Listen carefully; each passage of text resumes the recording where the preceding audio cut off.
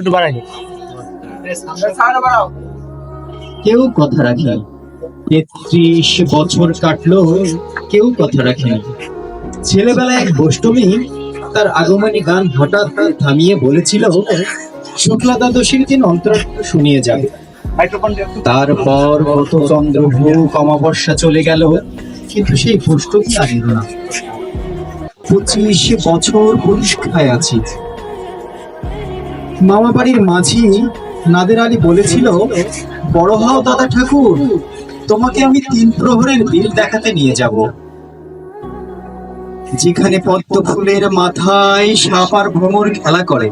নাদের আলী, আমি আর কত বড় হব? আমার মাথায় ঘরের ছাদ পড়ে আকাশ স্পর্শ করলে তারপর তুমি আমায় ৩ প্রহরের বিল দেখাতে নিয়ে যাবে? একটা রয়্যাল ঘুড়িও কিনতে পারিনি কখনো। লাঠি লজেন্স দেখিয়ে চষেছে লস্কর বাড়ির ছেলেরা। ভিখারির মতো চৌধুরীদের গেটে দাঁড়িয়ে দেখেছি ভিতরে রাস উৎসব। অবিরল ধারার মধ্যে সুবর্ণ কঙ্কল পরাফর্ষা রমণীরা কত রকম আমোদে ভেসেছে, তারা আমার দিকে কেউ ফিরেও তাকায়নি। বাবা আমার কাঁধ ছুঁয়ে বলেছিলেন, দেখিস একদিন আমরাও।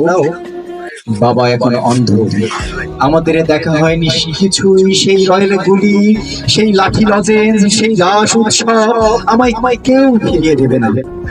বুকের মধ্যে সুগন্ধি রুমাল রেখে বরুণা বলেছিল, যেদিন আমি সত্যিকারে তোমাকে ভালোবাসবো সেদিন আমায় বুকে এরকম আতরের গন্ধ হবে। ভালোবাসার জন্য আমি তন্ন তন্ন খুঁজেছি, বিশ্ব সংসার খুঁজে এনেছি ১০৮টি নীল পদ্ম, তবু কথা রাখেনি বরুণা। এখনো তার বুকে শুধুই মাংসের গন্ধ। এখনো সে কোনো নারী। কেউ কথা রাখেনি। ৩৩ বছর কাটলো, কেউ কথা রাখেনি, কেউ কথা রাখেনি। ধন্যবাদ সবাইকে।